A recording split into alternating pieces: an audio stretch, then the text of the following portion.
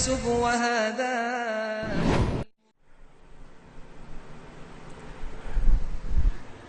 الحمد لله رب العالمين والصلاة والسلام على رسوله الكريم وعلى آله وصحبه أجمعين أما بعد.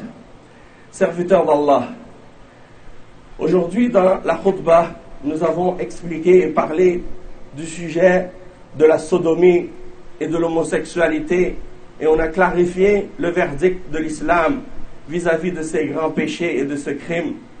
Et on a expliqué que le verdict de l'islam au sujet de ce genre de crime et de péché, c'est que c'est quelque chose qui est interdit et punissable de mort selon la loi islamique.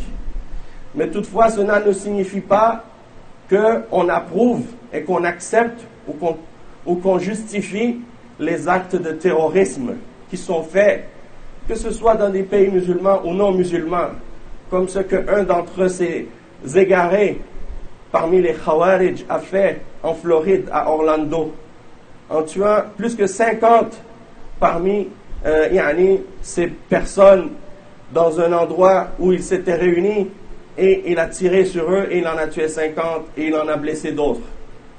Et donc le fait que ces gens-là soient des gens qui commettent des péchés, il faut savoir que ce genre de crime, la sodomie ou l'homosexualité comme ils l'appellent, ou l'action du peuple de Lot, c'est un parmi les grands péchés, parmi les kaba'ir. Mais malgré tout, ce n'est pas plus grave que le shirk. Le fait d'associer des partenaires et de les associer avec Allah subhanahu wa ta'ala dans l'adoration. Parce que le shirk, c'est le seul péché que Allah subhanahu wa ta'ala ne pardonnera pas.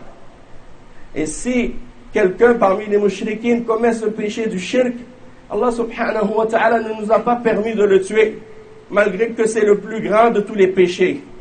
Donc comment quelqu'un pourrait-il se permettre de tuer celui qui pratique un péché qui est moindre que le shirk? Surtout que les peines dans l'islam qui sont mentionnées dans le Coran ou dans la Sunna, que ce soit le fait de couper la main du voleur ou de lapider la personne, homme ou femme, qui a commis l'adultère, ou de tuer celui qui a, ou exécuter celui qui a pratiqué l'homosexualité ou la sodomie ou ce genre de crime, ce sont des peines qui sont réservées, dont l'application est réservée au chef de l'État et à ses responsables et ceux qui sont sous son autorité dans le pays musulman. Après qu'ils aient été jugés devant un juge musulman dans un tribunal et qu'on ait établi avec preuve et 4 témoins que la personne est réellement coupable de ce qu'elle a commis. Sinon, la sodomie même entre un homme et sa propre épouse, le prophète sallallahu alayhi wa sallam l'a traité de kufr.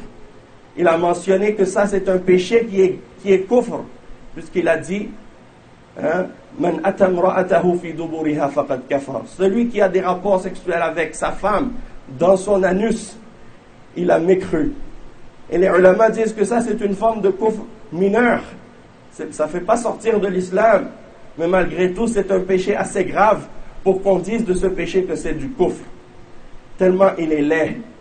Et donc c'est un rappel pour nous tous que oui, c'est vrai, on condamne ces actes de terrorisme et on ne les approuve pas, mais en même temps, on n'accepte pas que des gens utilisent ce genre d'événements pour essayer de justifier et de dire qu'il faut appeler à accepter l'homosexualité et ce genre de péché. Et on sait que ça, c'est quelque chose que les kuffars essaient de propager et même d'encourager dans les pays musulmans même. Donc on demande à Allah subhanahu wa ta'ala de nous préserver de ce genre de choses et de préserver la ummah. أقول قولي هذا وأستغفر الله لي ولكم فاستغفروه.